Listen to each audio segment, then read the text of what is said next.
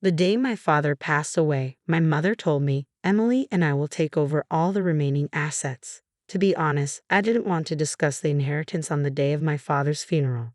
However, Emily eagerly pushed the conversation forward, her eyes sparkling. There's a will, too. Look, Emily said proudly, showing it to me. Just after Dad went to the hospital, Mom and I visited him and had him write this. Dad immediately agreed to leave nothing to you, sis. Dad did that, even though he always relied on me. Yes, he did, Emily replied. I know it's harsh, but Dad always found me more likable and favored me. Before I could respond, my mother continued with a smile. Since you don't have a job, we have no intention of giving you a single penny from the inheritance. We'll be enjoying a trip abroad, so prepare to leave this house by the time we return. Wait, how can I accept this? Why would you do this? Before I could say anything else, my mother and Emily retorted coldly, Be quiet. It's impossible for you to get anything from us now. With Dad gone, we can finally act freely. Your role here is done, so leave immediately. All the sacrifices I made for Dad, everything I did for him, and this is the result. How cruel. Giving everything for such an ungrateful father felt pointless. Even if I wished for their help now, it was too late. Hearing their words, any remaining feelings I had for my mother and Emily disappeared entirely. Without expressing all I wanted to say, I responded, I understand. I can't stay with you two any longer. I'll gladly leave. With that, I left my childhood home. My name is Ashley. I have a sister, Emily, who is 4 years younger than me. We're a family of 4. Emily's personality is similar to our mother's. She's charming but sometimes lazy, and she often teased my father and me, who are more sincere. Our mother, having a temperament like Emily, felt especially fond of her. When we were children, it was evident she favored Emily over me. Whenever she met her friends, my mother would only take Emily, often leaving me at home. She said it was embarrassing to show plain and quiet Ashley to her friends. On the other hand, she was very proud of Emily, who was friendly and loved by everyone. Even with such a mother and sister, I could live positively because of my father. He valued my sincerity and loved both Emily and me equally. I deeply appreciated and loved my father's fair attitude. Even after becoming an adult, my mother's treatment of me remained unchanged. However, thanks to my father's presence, our household remained stable. After my father retired at 65, he had an accident at home. He tripped over a small step and broke a bone.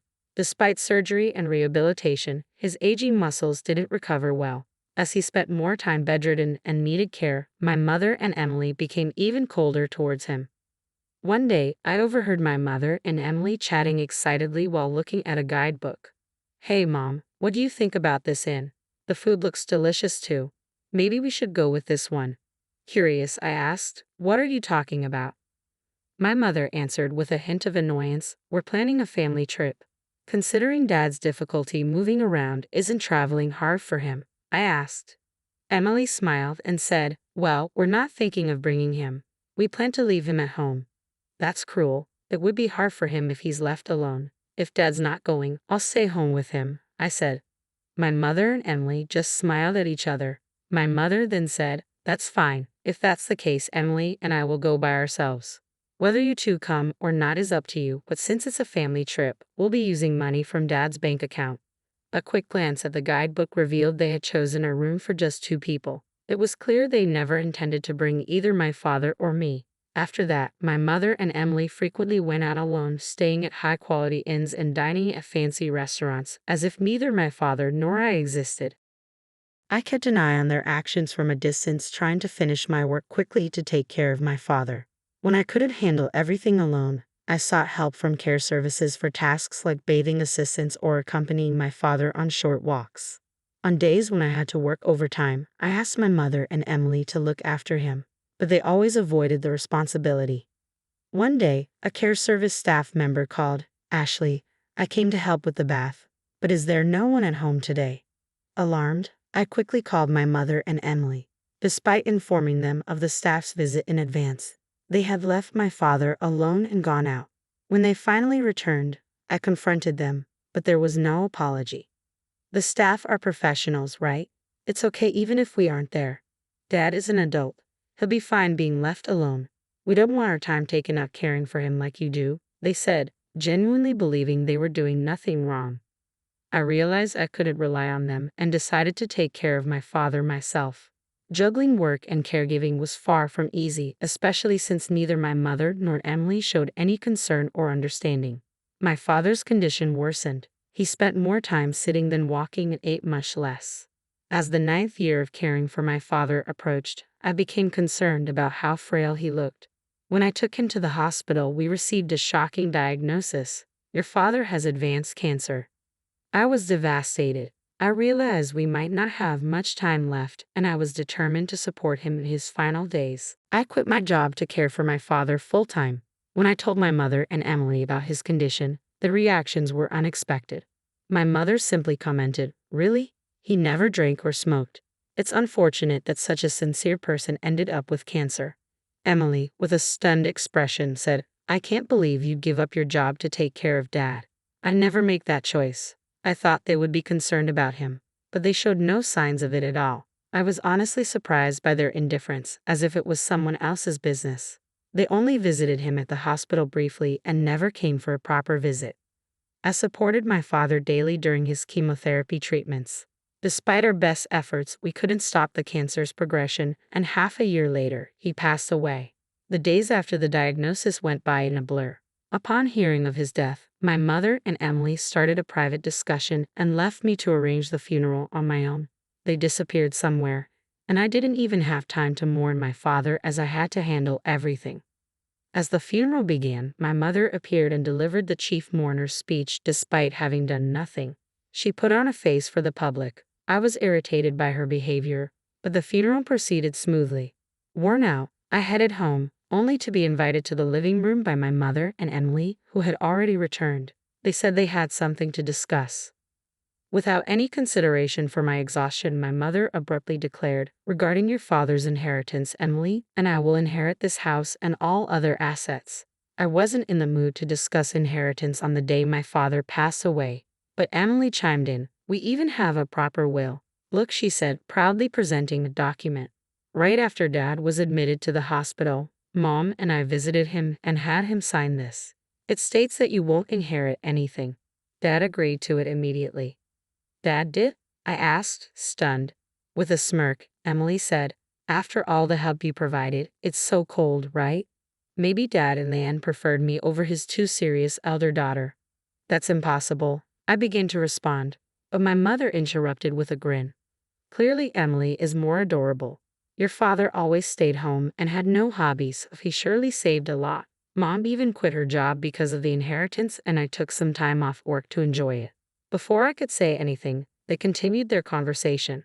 My mother then told me, "You, who have no job, won't get a penny from the inheritance. We plan to enjoy a vacation abroad for a while, so you should leave this place by then." I hurriedly countered, "Wait a minute. Do you genuinely believe what you're doing is right?" Without waiting for me to finish, both my mother and Emily firmly responded, "Shut your mouth. It's a waste of time trying to take the inheritance from us. With your father gone, we'll do as we please. Your role here is done. Please leave this house promptly." To think that after all I sacrificed for Dad, this is what I get. There was no need to go to such lengths for such an ungrateful father. It's pointless to regret and think about it now. Hearing those words, any remaining bond I felt for my mother and Emily was completely severed. I couldn't forgive them for speaking that way about my beloved father. Holding back what I wanted to say, I calmly told them, "I understand your thoughts. From now on, I can't imagine living together with you two. I'll gladly leave." Despite their initial surprise at my acceptance, the two soon smiled smugly together. Good to know. Once you leave this house, never rely on us again. Our relationship ends here. Whatever happens to you, we want no part in it. Don't even think of contacting us, my mother said. Receiving this intense sentiment, I packed only my essentials and left the house. A few days after the inheritance discussion, something unexpected happened. I received a call from my mother, who had claimed she would cut off contact with me. When I answered, she immediately confronted me in anger. "What have you done? Where has all the money from your father's account gone? Why are you suddenly calling? Didn't you say you wouldn't contact me?" I replied, "Silence. This is an emergency. Return your father's savings immediately." "What are you talking about? I left the passbook at the old house, didn't I? I have no way of accessing it after I left." The money in the account is definitely gone.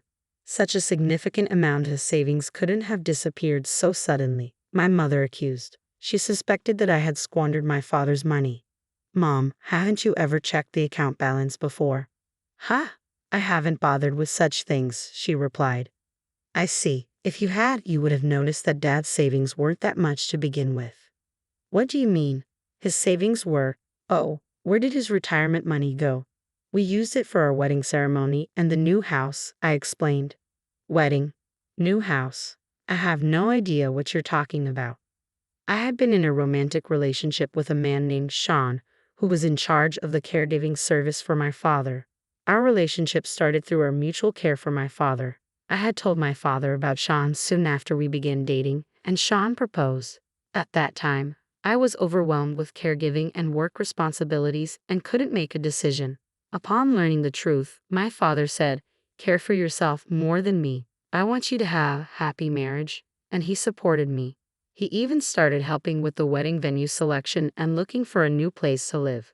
We had reserved a wedding date for the following year and signed a contract for a new apartment that my father liked. This all happened 6 months before we found out that he had terminal cancer. As a gesture of gratitude, my father covered most of the costs for the wedding and the new apartment. That was the reason for the decrease in the account balance. Hearing this, my mother's voice trembled, clearly shaken. So there wasn't any inheritance for us to inherit in the first place. Primarily just the family home, but given its location, we shouldn't expect a high selling price. Emily, overhearing the conversation, snatched the phone from my mother in panic. Wait, so the financial assistance for your wedding is much more than the inheritance for Mom and me? That seems to be the case. Dad knew about my marriage and me leaving the house, so maybe he didn't see a problem in leaving the family home to both of you. He might have used a significant amount for me and intended the inheritance to compensate for that. Could it be that the reason you quit your job was because your marriage had been decided upon? That's right. Sean is also involved in investment activities and is financially stable. He wanted me to become a full-time housewife. Also, I thought if I resigned early, I could focus on taking care of our father. I can't believe it. Why did you keep the news about your marriage and the savings a secret from us? Taking a deep breath, I answered, I thought about telling you several times, but every time, neither of you showed any interest and avoided the topic. Why didn't you stop me from taking a break from work or Mom from quitting her part-time job? How are we supposed to live now? When I wanted to talk to you after the funeral, wasn't it you and Mom who shut me down, saying you can't expect anything from us? I thought family members should help each other out. When I was swamped with work and caregiving, you were out having fun, neglecting Dad. How can I think of someone who said such mean things as family? Don't just say whatever is convenient for you, I told them, shocked and lost for words. Emily was taken aback. Afterward, my mother pleaded with me, Ashley, the truth is, I've already paid for the trip. I also made various purchases expecting the inheritance. So now I have no savings left. So what about it? I've already quit my part-time job, right? If we don't get any inheritance money, we won't have any money for next month. So until I find a new job, I hope you can lend us some. When you kicked me out of the family home, didn't you say you'd never come to me again? That our relationship was over? That you wouldn't interfere with whatever happens to me in the future?